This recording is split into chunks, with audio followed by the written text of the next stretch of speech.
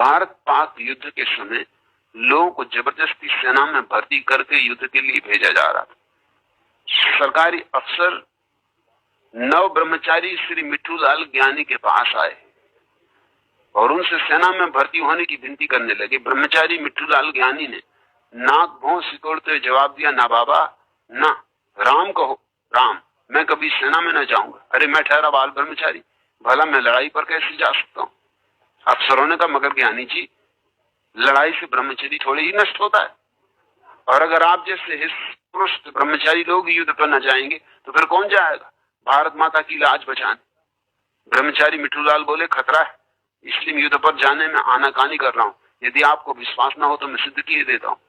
अधिकारियों ने कुछ समय सोचने विचारने के बाद कहा कि यदि आप सिद्ध कर दें कि युद्ध में जाने से आपका ब्रह्मचर्य नष्ट हो जाएगा तो हम आपको युद्ध पर नहीं भेजेंगे। अधिकारियों ने सोचा कि युद्ध में स्त्रियां तो जा नहीं रही हैं, फिर ब्रह्मचर्य भंग होने का सवाल ही कहां उठता है। ब्रह्मचारी मिट्ठूलाल ज्ञानी अपनी बात शुरू करते बोले, सुनिए, अगर मैं सेना में भर्ती होता हूं तो या तो मुझे मिलिट्री के किचन में काम मिलेगा या फिर मुझे लड़ाई पर जाना पड़ेगा। यदि किचन में काम मिला तब तो ठीक है, परंतु यदि लड़ाई में जाना पड़ा तो दो बातें हो सकती हैं, या तो मैं मारा जाऊंगा या जिंदा बच जाऊंगा।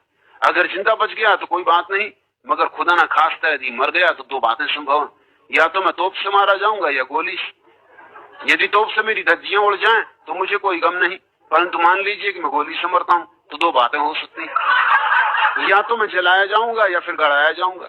यदि जला दिया गया तब तो ईश्वर की बड़ी कृपा है, लेकिन यदि गड़ाया गया तो फिर दो बातों की संभावना। भविष्य में या तो उस जमीन पर गेहूं, चना, चावल इत्यादि की खेती होगी या फिर तिल, अलसी या मूंगफली की।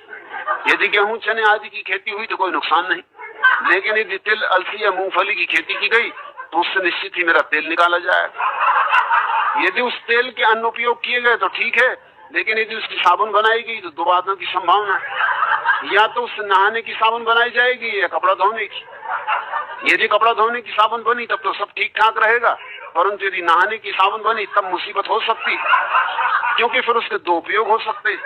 हो सकता है कि पुरुष उस साबुन से नहाए, यदि पुरुष उससे नहाए तो मुझे कोई आपत्ति नहीं, परंतु यदि किसी सुंदर नवयौवना ने मुझसे रगड़ रगड़ कर नहाना शुरू कर दिया तब तो मुझ ब्रह्मचारी पे क्या गुजरेगी, जरा आप ही सोचिए। यह कहकर उन्होंने शर्म से अपना चेहरा अपने हाथों से छिपा लिया। अमेरिका में उन्होंने एक ऐसा कंप्यूटर निर्मित कर लिया है जिसमें मनुष्यों जैसे गुण है।